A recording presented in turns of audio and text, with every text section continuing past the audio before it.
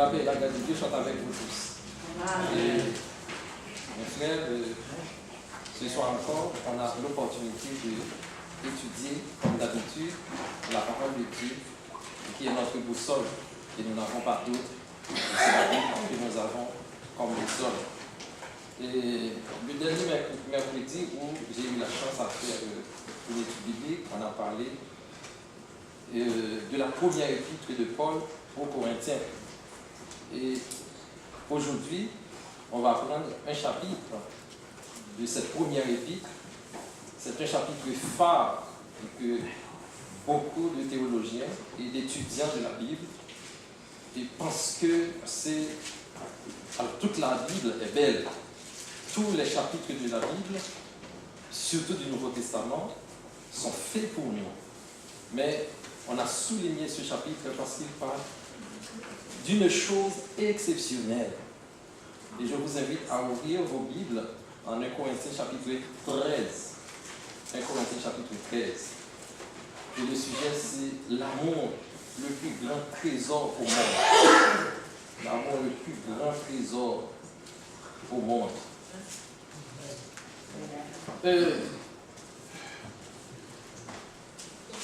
On dit que la seule chose que le monde n'en a pas assez, c'est l'amour. Pourquoi? Je pense que tout le monde va être d'accord avec ça. Parce qu'il existe assez de montagnes. Donc, partout où l'on passe dans le monde. Alors, j'ai été en Floride, on a parcouru plusieurs milliers de kilomètres, je n'ai jamais vu une montagne. Mais il y a des pays, il y a des zones, au Canada notamment, il y a de très fortes montagnes. Et d'autres pays, là où il y a plein de montagnes. C'est-à-dire qu'on en a assez, on a vu assez de vallées et de champs, de maisons, de voitures, d'autoroutes, que ce soit en Asie ou en Amérique du Nord, beaucoup, absolument, beaucoup d'autoroutes, des centres commerciaux, de machines en tout genre. Mais on peut dire aussi qu'il existe trop de crimes dans le monde. On en a vu assez et on en a entendu parler de mensonges, d'infidélité. Ça, c'est pas, on ne peut même pas en compter. Mais il n'y a pas d'assez d'amour. Donc s'il y a quelque chose que le monde manque, prie, c'est l'amour. Pour le chrétien, il ne peut y avoir trop d'amour, car l'amour est le plus grand trésor au monde. Et c'est ce que Paul a dit en 1 Corinthiens chapitre 13, le grand chapitre de l'amour que nous allons voir. Mais on ne peut pas étudier 1 Corinthiens chapitre 13 qui traite la question d'amour sans voir le chapitre 12, parce que le chapitre 13, c'est une suite ou une conséquence de ce sujet que Paul a abordé. Au chapitre 12, Paul a écrit aux Corinthiens et a fait état d'une liste exhaustive de dons miraculeux que le Saint-Esprit fait à l'église de Corinthe. Dans toute histoire de l'église de Jésus-Christ, à mon avis, et beaucoup de vous allez être d'accord, il n'y a aucune assemblée locale qui pourrait être détenteur d'assez de dons que l'église de Corinthe. Sur l'autre aile, sur l'autre tableau, on peut dire aussi aucune église du Nouveau Testament n'a eu à faire face avec autant de problèmes que l'église de Corinthe. Donc ça, c'est paradoxal. C'est-à-dire que c'est une église riche, mais une église problématique. Problématique. Alors, dans le chapitre 12, Paul a fait état d'une liste, je disais tout à l'heure, vraiment exhaustive des dons que le Saint-Esprit avait fait à l'église de Corinthe. Et il termine le chapitre 12 en disant que je vais encore vous montrer une voie par excellence. Verset 31. Il y a 31 versets au chapitre 12 et le dernier verset, Paul, pour faire transition au chapitre 13, a écrit « Je vais encore vous montrer une voie par excellence ». Quand il a fini de parler, de faire état des dons, différents dons que l'église de Corinthe avait reçus du Saint-Esprit, et c'est une promesse, pas une promesse de campagne, mais c'est une promesse. Si on était dans le domaine politique, on dirait une promesse de campagne, mais n'oubliez pas que Jésus avait fait cette promesse, à savoir que lui, il va monter. Mais il a promis, en fait, quelque chose à l'Église. Et l'Église de Corinthe avait bénéficié, vraiment, c'était une Église riche en dons. Alors, Paul a suggéré que, il faut dire aussi, pendant cette transition que Paul fait au chapitre 12, pour arriver au chapitre 13, qui traite l'amour, et Paul a dit que je vais vous montrer une voie excellente, une voie assez belle, et c'est l'amour, aussi bien qu'on pouvait être les dons miraculeux. Paul ne rejette pas les dons miraculeux. Au contraire, une église qui a tout ça, c'est un cadeau divin, c'est un cadeau du Saint-Esprit. Mais en fait, Paul suggère que l'amour n'est pas seulement mieux, mais l'amour est meilleur par rapport à tout ça. Parce que vous savez bien que vous pouvez avoir des choses dans la vie qui sont très importantes, des choses qui sont belles et bonnes, mais au fur et à mesure qu'on voyage dans le monde, on peut voir des choses aussi belles qu'on a déjà vues. Donc, pour ceux qui aiment voyager, vous allez voir que vous êtes au Canada, vous avez vu de belles choses. Vous laissez le Canada, vous allez en Europe, vous allez encore voir de belles choses. On dirait qu'au fur et à mesure qu'on avance, eh bien, on n'arrête pas de comprendre et de contempler les merveilles du monde. Eh bien, c'est de même. Les dons sont bons, les dons sont corrects, puisque ce sont des cadeaux reçus du Saint-Esprit, mais Paul a souligné, et vous allez voir que des cadeaux que le Saint-Esprit avait fait à l'Église étaient sujets de difficultés dans l'Église. C'est-à-dire qu'on peut recevoir une bénédiction de Dieu, mais utilisation de cette bénédiction. C'est comme si Dieu a... Je ne vais pas prendre l'exemple en politique, mais prenons par exemple que un frère ou une sœur de l'Assemblée avait un but de prière bien déterminé, soit familial ou bien pour d'autres raisons, et que Dieu a fait grâce, le frère ou la sœur a reçu une bénédiction de Dieu. Mais est-ce que vous savez que s'il y a des chrétiens jaloux dans cette assemblée, mais ça peut susciter d'autres problèmes? Parce que la jalousie, frères et sœurs, c'est quelque chose qui tue le monde, qui tue la famille, qui tue le foyer, qui tue l'humanité, qui tue une société. Mais si tout le monde est sur le même piédestal, on dirait qu'il y a des gens qui aiment voir d'autres dans la pauvreté. Mais quand vous prospérez, ça, il va y avoir des gens qui sont contents et d'autres qui ne sont pas contents. Bon, c'est sûr que, rempli d'hypocrisie, vous pouvez voir, mes félicitations mon frère, mes félicitations ma soeur.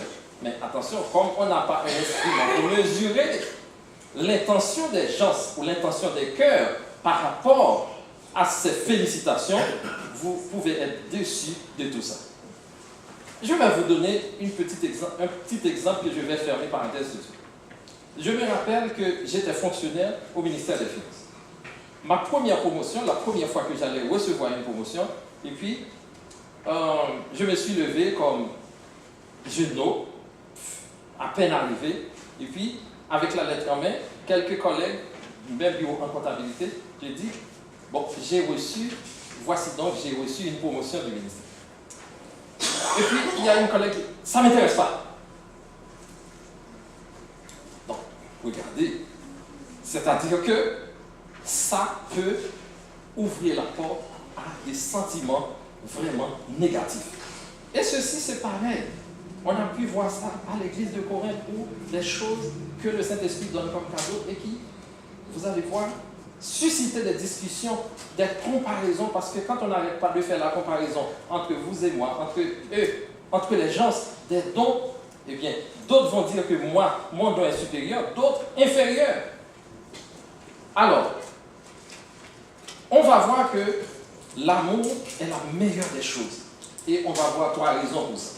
Mais juste avant, j'ai mis au tableau, il y a 3 raisons qui font que l'amour, c'est la meilleure des choses. Et la première raison, on va le trouver en 1 Corinthiens, chapitre 13, toujours, mais versets 1 à 3. On n'aura pas le temps de tout lire, mais vous pouvez voir le texte au tableau, j'ai mis ça d'une façon à ce qu'on n'a pas besoin de feuilleter la Bible. Paul dit, quand je parlerai les langues des hommes et des anges, si je n'ai pas la charité, je suis un airain qui résonne ou une cymbale qui retentit. Verset 3. Et quand je distribuerai tous mes biens pour la nourriture des pauvres, quand je livrerai même mon corps pour être brûlé, si je n'ai pas la charité, si je n'ai pas l'amour, ça ne me sert de rien. Et je me suis dit, en conséquence, que rien n'a de valeur que l'amour. Regardez, quelqu'un qui pourrait posséder tout ça, on dirait que des dons à faire déplacer des montagnes. Si vous n'avez pas ça, Paul, c'est une façon d'atténuer l'orgueil. Parce que vous pouvez penser que vous êtes au ciel avec des dons reçus du Saint-Esprit et vous essayez à minimiser les autres. Mais Paul dit, même si vous auriez tout ça, si vous n'avez pas l'amour, c'est comme si vous êtes comme une cymbale qui fait du bruit. Et à l'intérieur, c'est vide. Vous n'avez vraiment rien. Imaginons que la personne que Paul a parlé en 1 Corinthiens chapitre 13, le verset 1 à 3. Il est capable de parler avec éloquence. Il possède des dons miraculeux venant du Saint-Esprit. La prophétie, la compréhension des mystères, la connaissance.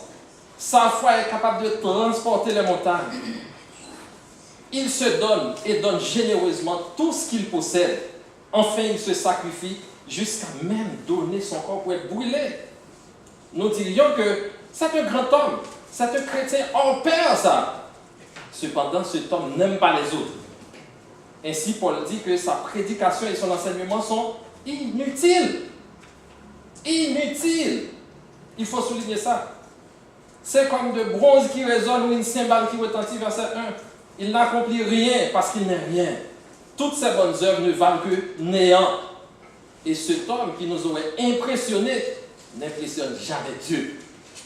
C'est-à-dire qu'il fait des choses pour épater le monde, des choses visibles, mais il laisse Dieu indifférent. Pourquoi? Parce qu'il n'a pas l'amour dans son cœur. Et comme l'homme dans cette illustration, nous pouvons dire que sans l'amour, ce que nous sommes capables de faire perd toute sa valeur, frères et sœurs.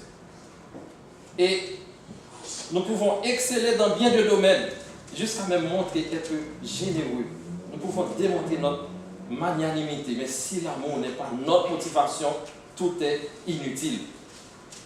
Puisque on ne peut dire cela ni des dons miraculeux, ni de rien d'autre au monde. L'amour est le seul, le plus grand trésor du monde. Ça, c'est la première chose. Deuxième chose, parce qu'il comprend tant d'autres vertus. L'amour est éternel. L'amour est le plus grand de tout, parce que l'amour comprend des vertus que aucun n'en a. Verset 4, Paul dit, la charité est patiente. L'amour est plein de bonté. L'amour n'est point envieux. L'amour ne se vante point. L'amour ne s'enfle point d'orgueil. Verset 4. L'amour ne se réjouit point de l'injustice, mais elle se réjouit de la vérité. Verset 7. L'amour excuse tout, il croit tout, il espère tout, il supporte tout. L'amour est le plus grand de tous les dons miraculeux. Et ce paragraphe, on peut le détailler en deux parties. Premièrement, on peut dire que l'amour produit des caractéristiques dans la vie de chrétien que les dons miraculeux sont incapables de faire. Paul dit par exemple que l'amour est patient, l'amour est serviable, l'amour n'est pas envieux, l'amour n'est pas vantard. On ne peut dire cela que des dons miraculeux de l'esprit, ni de tout le système de dons que Dieu a fait à l'église de Corinthe. Et deuxièmement, l'amour constitue, je dirais, la clé de la solution aux discordes créées par les dons miraculeux à Corinthe. Regardez, cette bénédiction était l'objet de discussion. Pourquoi? Parce que d'autres disent que moi j'ai le don de prophétiser, c'est supérieur à celui qui a un autre don. C'est comme si à l'église, celui qui prêche dit qu'il est supérieur à celui qui préside le service. Celui qui préside le service dit qu'il est supérieur à celui qui administre la table du Seigneur. Ou bien il est supérieur, ainsi de suite, dans une chaîne, supérieur à celui qui fait le nettoyage, qui fait n'importe quelle chose pour le bien-être de l'assemblée. Donc, quand on est arrivé à ce stade, qu'il y a une discussion totale où on fait une comparaison anormale, donc vous allez comprendre que l'amour est absent dans cette assemblée. eh bien l'amour est absent totalement dans les cœurs de ses frères et sœurs. Dans le chapitre 12, chapitre 14, Paul nous dit que les Corinthiens se disputaient sur la question de savoir qui possédait le plus grand don. Donc certains qui avaient ceux qu'ils considéraient comme des dons supérieurs méprisaient ceux qui avaient des dons qu'ils considéraient comme des dons inférieurs. Ils les méprisent. Ceux qui possédaient des dons inférieurs se sentaient inutilement comparés aux autres. De plus, cette assemblée comblée de dons miraculeux était tout de même assaillie de toutes sortes de problèmes. Exemple, on dit que la musique, c'est l'art de combiner des sons de manière à être agréable à l'oreille. Quand j'ai été à l'école, c'est ce que j'ai appris comme définition de la musique. C'est l'art de combiner les notes, les sons, de manière à être agréable à l'oreille. Mais si on ne fait pas une bonne harmonisation des notes, la symphonie sera mauvaise. Quelqu'un qui se connaît en musique, quand il y a une mauvaise note, même s'il y a 50 musiciens, s'il y a une mauvaise note, carrément la symphonie n'est plus là. Et puis c'est comme des dons à l'église. Donc Dieu a fait distribution de dons. Tout est important. Nous sommes un seul corps en Jésus-Christ. Et la Bible a fait cette comparaison, à savoir, nous sommes des membres de ce corps dont Jésus-Christ est la tête. C'est-à-dire que les bras ne sont pas inférieurs par rapport aux yeux. Les yeux ne sont pas inférieurs par rapport aux pieds. Chaque partie de nos corps, de notre corps, est important parce que Dieu sait pourquoi. Et l'un est utile à l'autre. C'est cette comparaison que la Bible fait par rapport à utilisation de dons dans l'Église du Seigneur. Donc, l'exemple de la musique, des notes de musique, c'est un bel exemple à savoir que on ne peut pas avoir de belles symphonies si les notes ne s'accordent pas. L'amour était capable de trouver la solution. Alors, l'amour était capable de trouver la solution à ces problèmes. Problèmes créés par les dons miraculeux, mais la solution pouvait être passée par l'amour. C'est ce que Paul a suggéré. Et si les Corinthiens pouvaient éviter la jalousie, l'orgueil, la différence des dons, et ceci, l'amour serait le plus important pour eux. S'ils pouvaient devenir généreux, les moments où ils décidaient de manger et non une viande sacrifiée aux idoles seraient des moments où ils chercheraient l'intérêt des autres. C'est-à-dire que quand vous n'aimez pas, vous ne cherchez pas l'intérêt des autres. C'est-à-dire que si vous accaparez tout, avez-vous fait preuve d'amour? Parce que l'amour n'est pas tangible. C'est quelque chose de non palpable. Mais l'amour se sent. L'amour se vit. Donc, je dis à quelqu'un que je l'aime. Mais ça, c'est de la parole. Mais si je vois la personne tomber et que moi, je ne fais rien, mais on n'a pas besoin d'être un expert pour dire qu'il n'y a pas d'amour ici. Parce que l'amour se manifeste, l'amour pose des actions, l'amour fait des actions. Dans le monde, des beaux parleurs, on en a plein. De grands discours, on en a plein. Et pourtant, le monde prive d'amour. Si vous avez trouvé un poète qui se connaît dans l'écriture, dans le domaine d'amour, eh bien, vous pouvez vous sentir que vous êtes au ciel en lisant ces vers. Et pourtant, la matérialisation de l'amour, frères et sœurs, c'est autre chose. Et c'est ce que Paul insiste ici. Parce que l'Église est appelée à prêcher l'amour, à prêcher la charité, mais encore plus l'Église est appelée à vivre dans la charité, à prêcher ou bien à matérialiser ce bon nom, ce bon mot qu'on appelle amour. Alors, si les chrétiens de Corinthe pouvaient ne pas se réjouir de l'injustice, mais plutôt de se réjouir de la vérité, ils pourraient ne pas tolérer le péché dans l'Église du Seigneur. S'ils pouvaient être patients et serviables, et non irritables et rancuniers, ils pourraient dénouer le problème du manque d'union dans l'assemblée de Corinthe. Donc, en d'autres termes, l'amour pouvait résoudre les problèmes que les dons miraculeux ne faisaient qu'empirer. Donc, si on fait une comparaison entre les dons miraculeux, ou avec la foi, on peut même faire transporter les montagnes. Si on se prive d'amour, Paul dit qu'on n'est rien. La Bible a utilisé le mot amour de plusieurs façons. Et la plupart du temps, Ce mot désigne une émotion ou un sentiment. Les poètes définissent l'amour comme étant un sentiment. D'autres le font. Mais attention, l'amour, ce n'est pas seulement un sentiment. Parce que le sentiment, on n'a pas toujours le moyen de contrôler un sentiment. Et on ne peut pas faire susciter un sentiment chez quelqu'un si ce sentiment ne se trouve pas dans la personne. Et pourtant, la Bible a fait injonction à l'Église ou bien aux chrétiens d'aimer.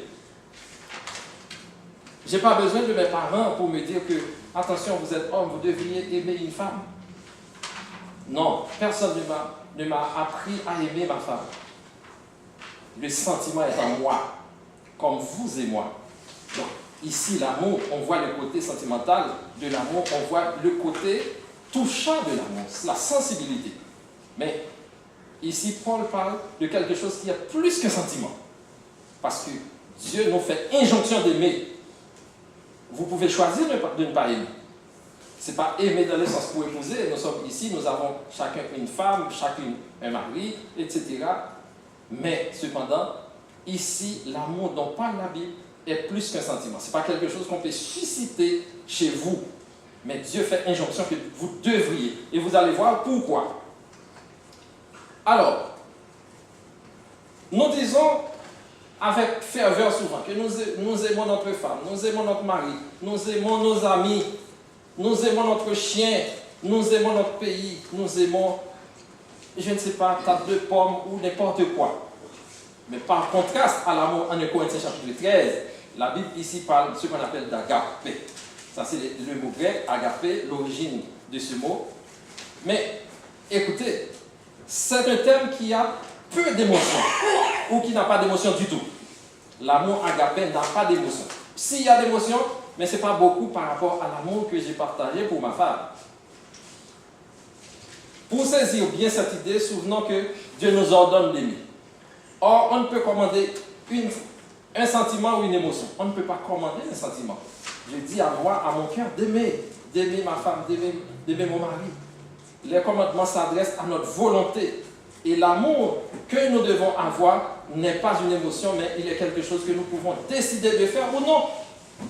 Je peux décider de ne pas aimer quelqu'un que je ne connais pas, ou décider de l'aimer. Mais que nous dit la Bible? La Bible nous donne l'obligation d'aimer. Et ceci sans condition. Sans condition.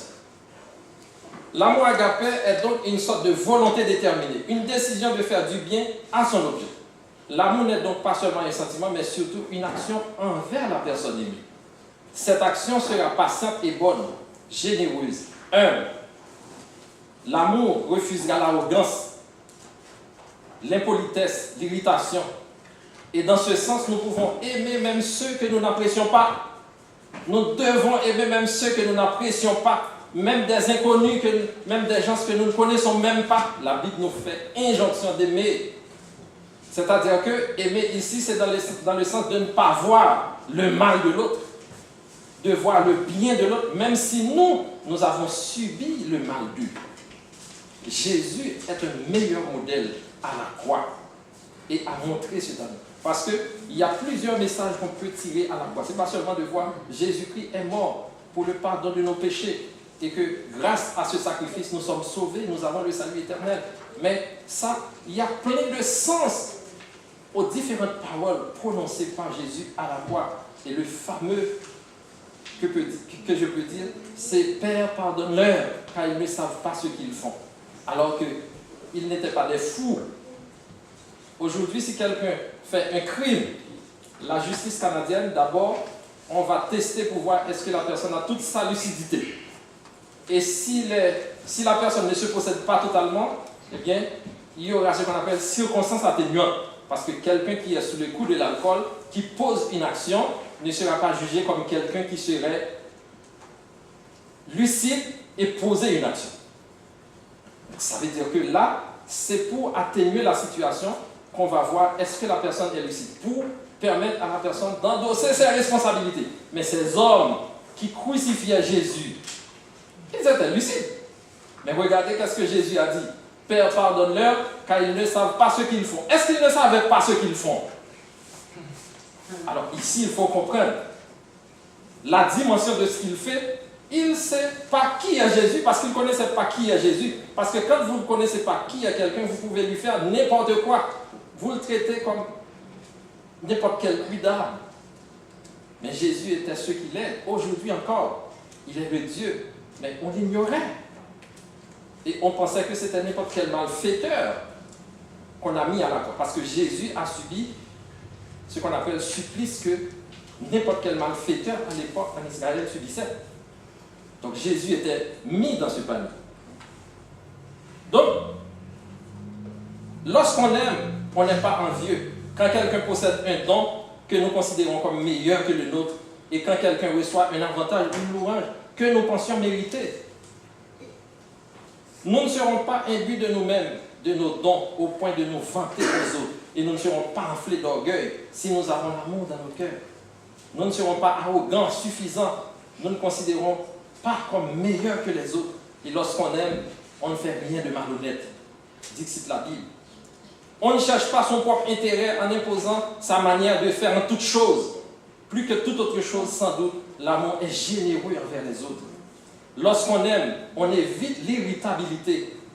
On ne choque pas les autres. On ne cherche pas à soulever sa colère jusqu'à le mettre dehors parce que la tentation est là. Mais le tentateur, si vous le faites, le tentateur ici, c'est vous. Parce que si vous faites trouver quelqu'un dans un corridor de tentation, s'il tombe, vous êtes le tentateur. Alors ça n'épargne pas celui qui tombe. Mais le tentateur est aussi coupable. On n'est pas heureux lorsque le mal triomphe quand on est chrétien. Même si nos ennemis en souffrent, on ne peut pas se réjouir. On se réjouit de la vérité. Lorsque le bien triomphe, lorsque la bonté règne, même chez nos ennemis, nous en sommes heureux. C'est difficile, mais c'est ce que la Bible enseigne. C'est la parole de Dieu. Nous devons nous courber. Lorsqu'on aime, l'amour pardonne tout. Rien n'éteindra notre amour, quoi qu'il nous arrive. Notre amour croit tout, car il garde en toutes circonstances la foi. Et notre amour espère tout. Nous espérons toujours le meilleur des autres. Et nous nous attendons à ce que les choses aillent mieux. Et notre amour supporte tout. Aimons-nous vraiment comme nous devrions aimer? C'est la question que je me suis posée. Si oui, notre comportement reflètera l'impact de l'amour sur nous. Bien entendu, nul être humain n'aime parfaitement. Parce que Dieu seul possède l'amour parfait. Nous croissons vers cet amour pour le travail personnel. Et la Bible nous appelle à grandir sur ce chemin. Parce que si déjà on pouvait dire qu'on est plein d'amour, mais pourquoi avoir Jésus? Si vous avez le meilleur, la meilleure des choses, donc c'est que vous avez déjà ce qui est parfait et vous n'avez aucune raison à chercher à prendre le chemin de la perfection. Parce que l'amour nous conduit sur le chemin du parfait. Donc nous croissons. Mais lorsque nous arrivons à maturité, ce passage 1 Corinthiens chapitre 13, verset 47, devrait nous décrire. Pour appuyer cette étude, nous pouvons faire ce petit exercice. Puisque la Bible dit que Dieu est amour. Nous pouvons remplacer le mot amour par Dieu dans ce verset. Dieu est patient, Dieu est serviable, il n'est pas envieux. Et comme Christ est la personne de Dieu, Jésus-Christ, c'est la personnification de ce Dieu le Père. Nous pouvons dire que Christ est patient. Et comme nous-mêmes, nous sommes disciples de Jésus-Christ, le meilleur exemple, le meilleur modèle, notre meilleur modèle, nous pouvons dire que celui qui est chrétien ne se vante pas, il ne s'enfle pas d'orgueil. Un chrétien ne fait rien de malhonnête, il ne cherche pas son propre intérêt. Un chrétien ne s'irrite pas, il ne médite pas le mal. Alors ça, c'est en conséquence de ce que l'amour demande que nous soyons. Et troisième partie, l'importance de l'amour parce qu'il n'aura pas de fin. L'amour n'aura pas de fin. 1 Corinthiens chapitre 13 et verset 8 jusqu'au dernier verset du chapitre 13. La charité ne périt jamais. Les prophéties prendront fin. Les langues cesseront. La connaissance disparaîtra. Car nous connaissons en partie et nous prophétisons en partie. Verset 12. Aujourd'hui, nous voyons au moyen de miroirs, d'une manière obscure, mais alors nous verrons face à face. Aujourd'hui, je connais en partie, mais alors je connaîtrai comme j'ai été connu. Maintenant, donc ces trois choses demeurent, la foi, l'espérance, la charité, mais la plus grande de ces trois choses, c'est l'amour, c'est la charité. L'amour ne succombe jamais. L'amour est éternel. Voilà une raison pour laquelle l'amour est le plus grand trésor du monde. Et cette phrase met en contraste les dons miraculeux parce que Paul avait identifié, en 1 Corinthiens chapitre 12, versets 8 à 10, Paul avait identifié 9, je dirais, contrastes entre les dons miraculeux et l'amour. Et en 1 Corinthiens chapitre 13, verset 8, il a mentionné trois contrastes entre les dons miraculeux et l'amour. Je considère que quand Paul dit cela, il se réfère non seulement aux 3 dons mentionnés, mais à tous les 9 dons. Tout le système des dons miraculeux était appelé à disparaître. Mais l'amour est éternel. Tous les dons étaient appelés à disparaître, mais l'amour, frères et sœurs, est éternel. La dernière partie de ce chapitre 13, après avoir dit que l'amour ne succombe jamais et que les dons miraculeux seront abolis, en contact de l'amour, la foi, l'espérance qui demeure, cela signifie qu'ils sont supérieurs aux dons de l'esprit. Et ceci, quand ce temps de connaissance, Paul a parlé, quand ce temps de connaissance, quand ces dons devraient-ils disparaître, les dons miraculeux, Paul parle d'un temps de perfection, d'un temps de maturité, tout en associant les dons à un temps de perfection, en 1 Corinthiens chapitre 13, le verset 9. Un temps qui devra disparaître lorsque ce qui est parfait sera venu. Verset 10. Selon ce passage, le système des dons miraculeux correspondait à l'immaturité de l'enfance. Avec la maturité, on abolit ce qui est enfant. Paul dit, lorsque j'étais enfant, je parlais comme un enfant, je raisonnais comme un enfant.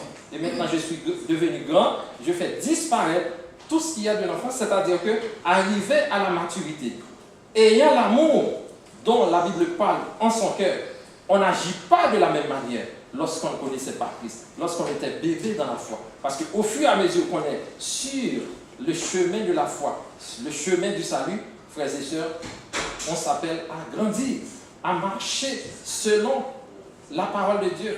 Et en conséquence, au fur et à mesure, chaque jour dans sa vie, on voit laisser derrière des choses mauvaises qu'on a eues. Et maintenant, au fur et à mesure, on s'avance vers la perfection, parce que la perfection, ce n'est pas un espace où l'on arrive et puis on s'arrête là, mais au fur et à mesure, on s'avance, on marche. Chaque jour, on se perfectionne jusqu'à atteindre la maturité, ce que Paul a appelé l'état d'homme fait. Donc cette interprétation crée bon nombre de problèmes, dont un est le fait que le mot parfait est neutre, indiquant une chose et non une personne. Ainsi, Paul ne peut pas se référer ici à la deuxième venue de Jésus-Christ, en disant que lorsque celui qui est parfait sera venu. Alors ici, Paul parle de Jésus-Christ, de retour.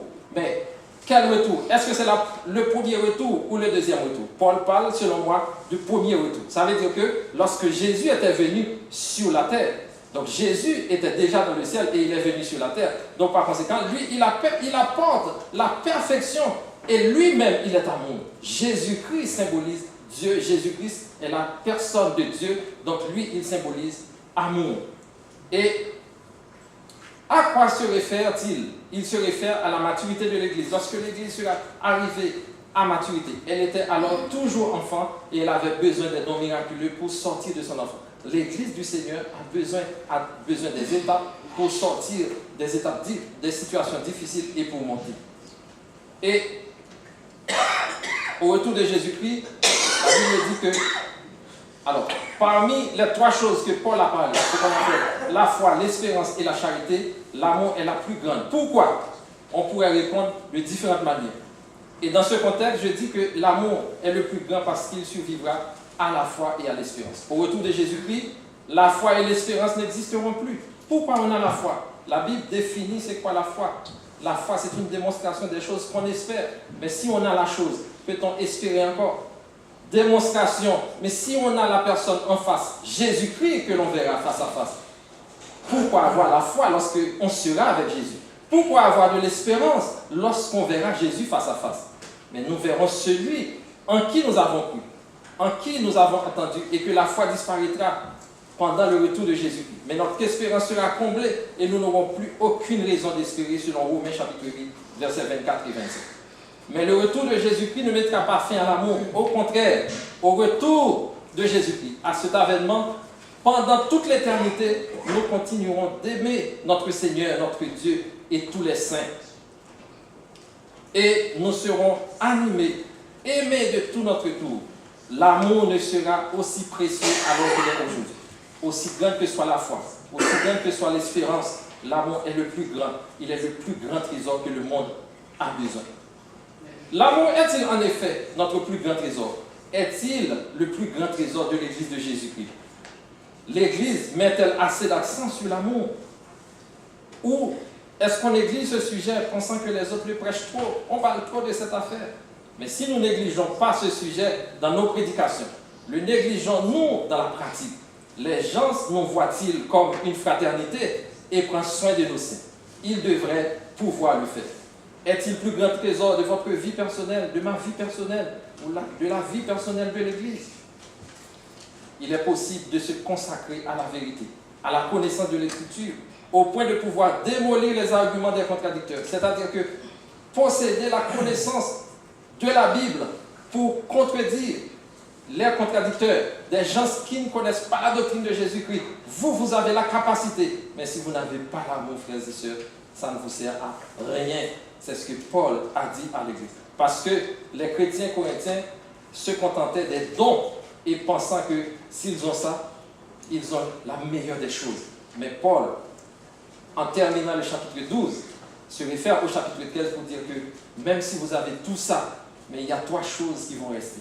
La foi, l'espérance et la charité. Et la plus grande de ces 3 choses, c'est l'amour. C'est-à-dire qu'on arrivera à une étape de la vie sur le chemin spirituel que seulement l'amour reste. Ça veut dire que la Bible dit que Jésus-Christ, il est l'alpha et l'oméga, il est le commencement et la fin.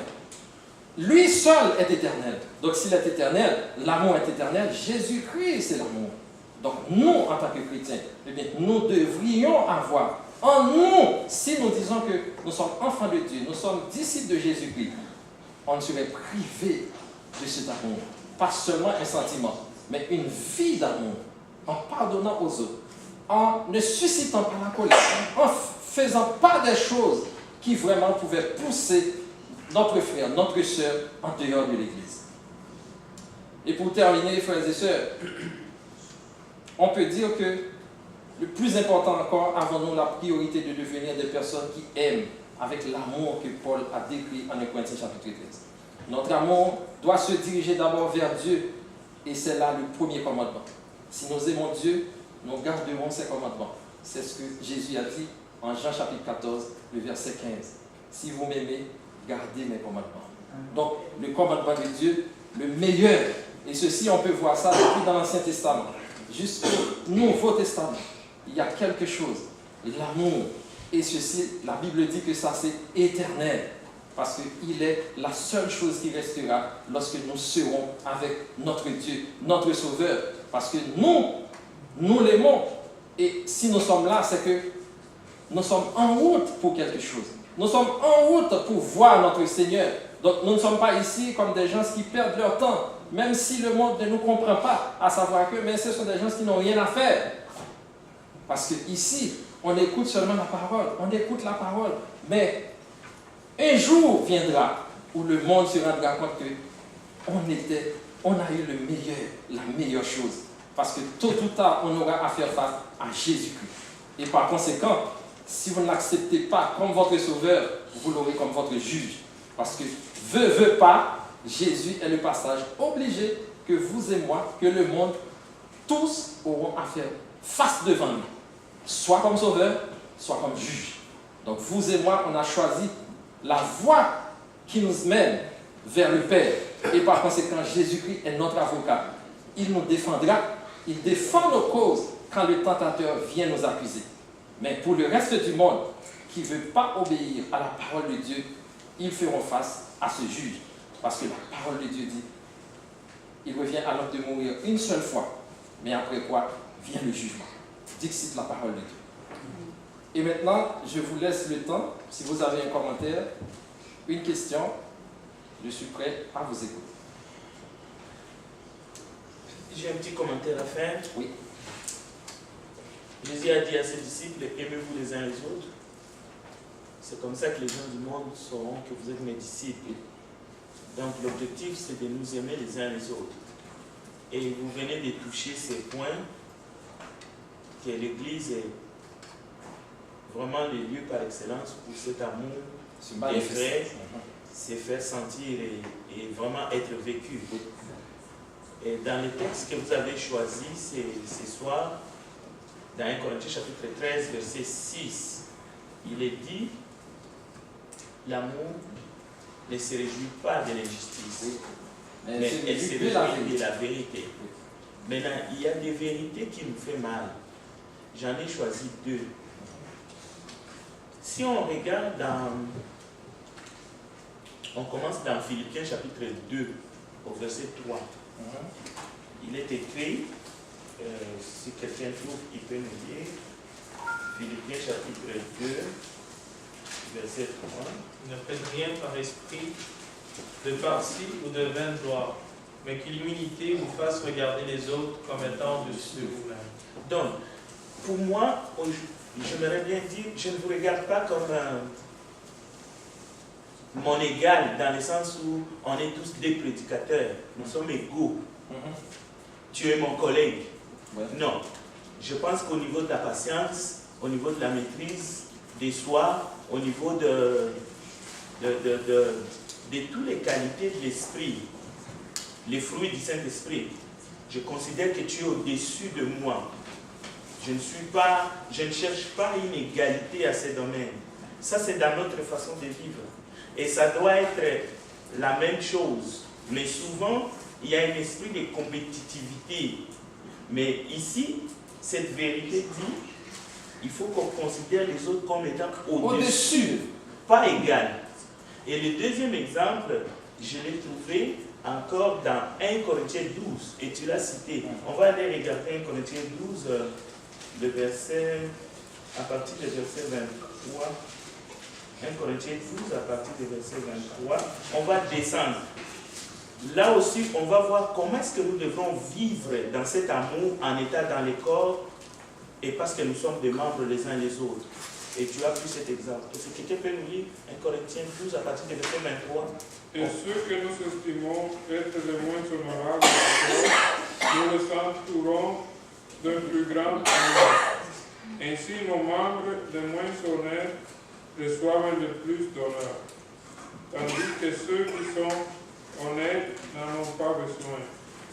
Dieu a disposé le corps de manière à donner plus d'honneur à ceux qui en manqué.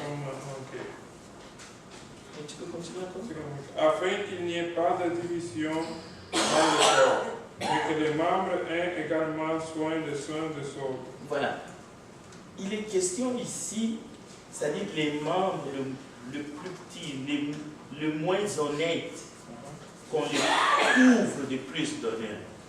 C'est là les vérités qui font mal, c'est là où nous devrions travailler pour essayer de mettre ça en pratique. Je suis entièrement d'accord avec vous. Parce que je dirais que l'injonction est faite à moi, par exemple, je dois aimer les autres. Comment je regarde les autres. Les autres qui me voient, même si j'ai l'humilité, moi-même, je ne devrais pas une fausse modestie ou une fausse humilité. À savoir que peu importe les dons, bien n'importe quoi que je peux faire à l'église du Seigneur, je dois me comporter comme étant le plus bas. Maintenant, les autres qui me regardent et qui me voient dans cette humilité, ce sont eux qui vont dire que, mais il est, je ne sais pas, je ne veux pas dire qu'il est grand, mais ce n'est pas à vous de vous élever vous-même. Parce que quand vous faites ça, c'est que ici, vous faites place à l'orgueil. Et quand vous faites place à l'orgueil, vous n'êtes plus dans la voie de Dieu. Oui. Il y a des gens qui ne se regardent pas. Ils les disent. Moi, je suis comme ça. On est tous égaux. Ainsi de suite. Ce sont des choses qu'on attend. Mon collègue, ainsi de suite. Bon. On est collègues au travail. On n'est pas collègues ici. Non. Ici, le patron, c'est Dieu. Voilà, C'est Jésus-Christ. je regarde mon frère avec moi comme étant au-dessus de moi, au niveau de la patience, au niveau de la maturité spirituelle. Donc ce qu'il fait, il le fait mieux que vous. Voilà, voilà. Il le fait mieux que moi. Voilà. Mais il y a un langage. Voilà. C'est ça. C'est parce que le message est beau et bon, mais c'est plutôt la manière de les vivre, même dans notre langage, que nous devrons faire attention comment les vivre. La question est comment les vivre. Absolument, parce que la Bible nous oblige à voir les autres comme étant au-dessus de nous-mêmes. Voilà. Peu importe la perfection qu'on pourrait avoir dans ce qu'on fait, Oui, il faut toujours croire que d'autres peuvent le faire mieux que vous. oui. Et par conséquent, et comme vous ne faites pas ça pour obtenir de la gloire, parce que nous sommes tous travailleurs avec Christ, donc c'est lui, c'est son Saint-Esprit qui fait don à l'Église. Donc par conséquent, tout ce que l'Église fait comme don, moi, je m'engage à faire ce que je reçois, à exercer ce que Dieu m'a donné comme don à l'Église. Mais ce n'est pas une raison pour dire que, ou bien dans n'importe quelle conversation, de penser que je suis au-dessus des autres. Si je m'anime de cette idée, c'est que là, je ne suis plus dans la voie de Dieu. Où je suis égal. Ou bien je suis égal. C'est-à-dire que, eh bien, c'est ce que... Alors, l'idée d'égalité, on peut prendre, par exemple, où Paul a parlé de l'Église comme étant corps, et que Jésus-Christ est la tête. Regardez, Jésus-Christ est la tête. Mais pourquoi la Bible ne dit pas que Jésus-Christ constitue les pieds? Jésus-Christ est la tête. Parce que le chef. c'est ça, c'est le chef. Parce qu'un chef, c'est quelqu'un qui donne direction. C'est quelqu'un qui dirige. C'est quelqu'un qui donne la ligne à suivre. Et c'est lui qui porte l'étendard, Jésus-Christ. Et maintenant, le reste, les membres, regardez que les deux épaules peuvent se trouver sur la même échelle, mais les pieds sont en bas. Oui, mais Jésus a dit lui-même, regardez-moi, vous m'appelez maître, mais je suis votre serviteur. C'est ça. Il a enlevé les habits. Donc Jésus Il a enlevé il s'est la vie rabaissé. royale. Oui, c'est Il ça. s'est rabaissé jusqu'en dessous. C'est-à-dire, l'égalité, je l'ai dit moi-même dans un sermon ici, réside au niveau du salut. L'âme d'un homme, d'une femme, juive, grecque, Sont égaux. comme âme, nous sommes tous égaux. Mais dans la manière de service dans le corps du Christ en tant que membre, 1 Corinthiens 12, nous avons vu dans Philippiens que l'humilité nous fasse Regardez les autres comme étant au-dessus de de nous-mêmes. C'est là où la bataille est rangée. Lui il veut montrer qu'il est qui. Lui il veut montrer que c'est lui qui dirige. C'est ça qui casse notre communion. Donc et c'est ça. Nous exprimons maintenant l'orgueil, nous les talons sur la place. Eh bien, dernièrement dans une étude, vous l'avez souligné, et l'exemple que j'ai pris au commencement de l'étude en disant que lorsque j'avais reçu la promotion, parce qu'à l'Église du Seigneur, quand on fait quelque chose, ce n'est pas une promotion, parce qu'on félicite quelqu'un pour une promotion. C'est-à-dire que si vous travaillez avec le Seigneur, vous faites quelque chose, on n'a pas à vous dire que mes félicitations, maintenant vous avez accédé à tel état. À l'Église du Seigneur, l'étape ici, c'est le Saint-Esprit qui donne. Donc par conséquent, vous, regardez l'exemple et que Paul, ou bien apôtre Jean, dans sa vision sur l'île de Patmos, et lorsque il devrait, l'ange se présentait devant lui, il s'abaissait pour l'adorer. Qu'est-ce que l'ange a fait? Il a pris la main. Levez-vous, vous êtes compagnon de travail avec moi. Ça veut dire que même si l'humilité faisait à Jean de se regarder comme étant inférieur à ce messager de Dieu, parce qu'ils sont tous deux messagers de Dieu, mais le respect, l'humilité a poussé l'apôtre du Seigneur, Jean, à s'abaisser. Et qui l'a levé? C'est l'ange qui a pris ses mains pour le faire élever. Donc la Bible dit que quiconque s'abaisse sera élevé et quiconque s'élève sera abaissé. C'est ça. Donc il faut attendre le temps de vous élever. Et ce n'est pas à vous de vous lever. Non. Donc c'est les autres. C'est Dieu même qui élève. Parce que c'est lui qui peut abaisser aussi. D'autres commentaires?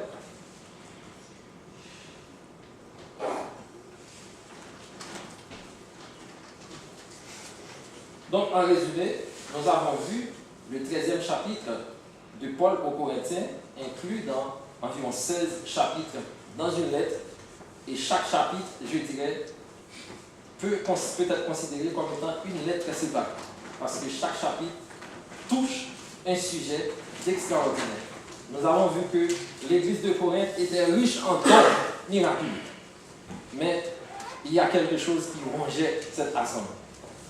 Malgré ces dons, c'était l'église plus contentieuse, l'église où des situations exceptionnelles étaient arrivées. Mais Paul, au chapitre 13, a souligné un thème, un mot, une vie, à savoir amour et comment le vivre. Frères et sœurs, si nous sommes là et que nous n'aimons pas les uns les autres, nous ne regardons pas les autres comme étant au-dessus de nous-mêmes. On se regarde pour dire que, mais lui il fait, moi je fais, je suis égal avec lui. Donc là, ce n'est pas l'humilité. Donc Dieu veut que, comme Jésus a donné le modèle, parce que lui, en lavant les pieds de ses disciples, il se faisait montrer petit, alors qu'il est le roi.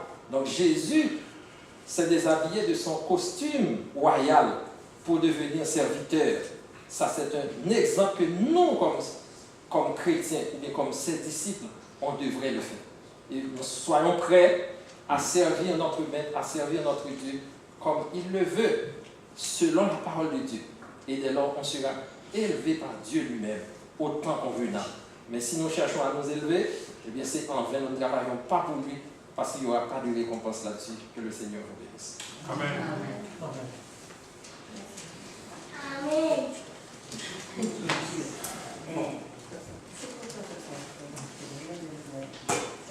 Frédéric, je ne sais pas si tu as une annonce à faire. Quelques annonces. Merci.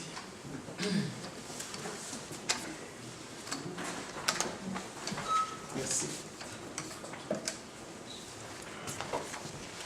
Et avant de terminer, on a quelques annonces. D'abord, je vous invite de signer simplement la lettre de remerciement pour nos frères de Goodman of Church of Christ. Pour ceux qui n'ont pas signé encore, on va envoyer la lettre demain. Et aussi pour les départs samedi, c'est vrai que c'est très tôt, mais nous voulons que vous soyez là parce que nous avons déjà réservé un véhicule avec les personnes qui se sont manifestées. Nous irons au total 15 personnes et on a réservé un autobus pour 15 personnes. Donc, si vous avez des questions tout à l'heure, vous pouvez toujours...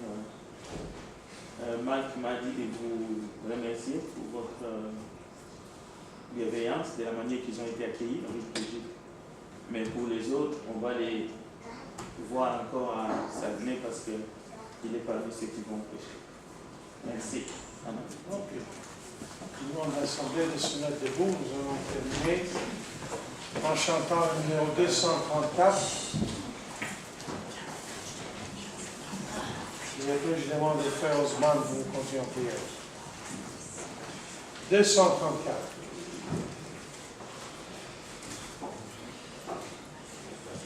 2, 3, 4.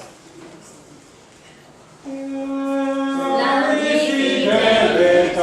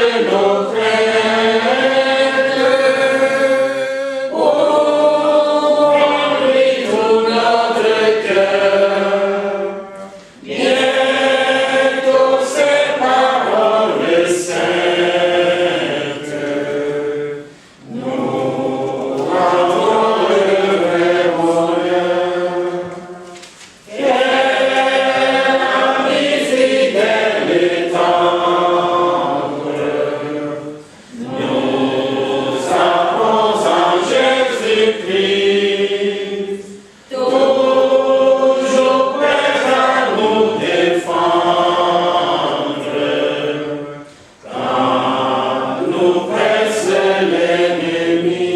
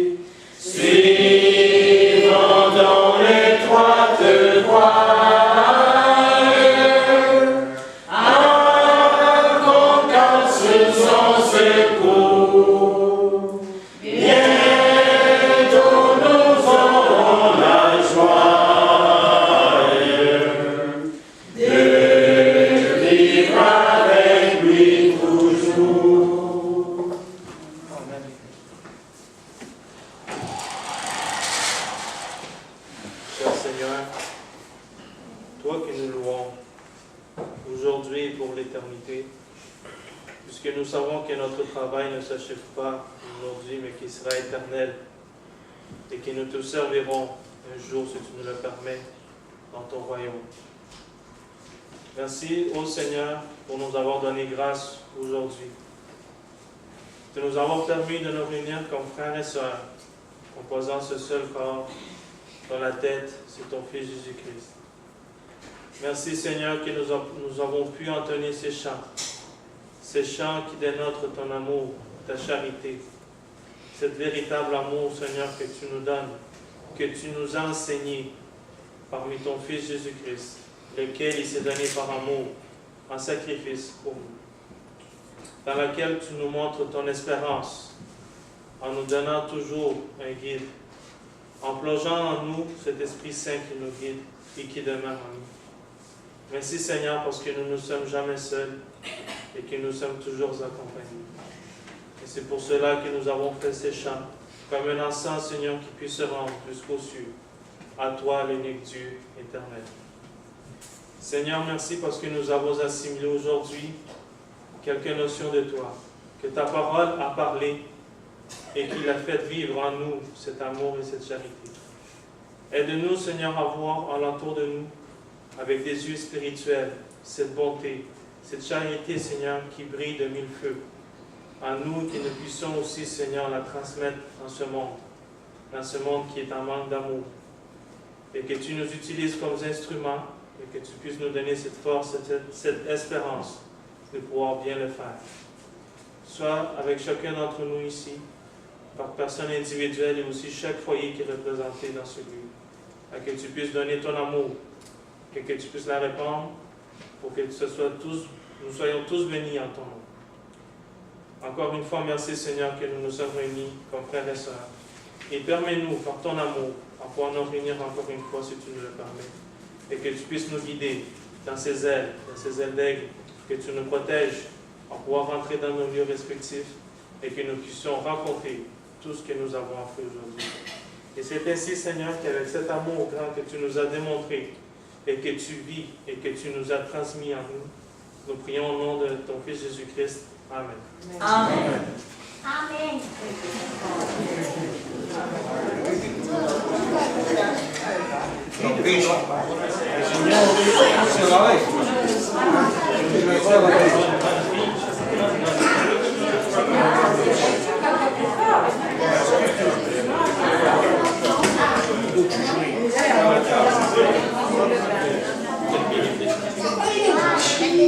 Amen.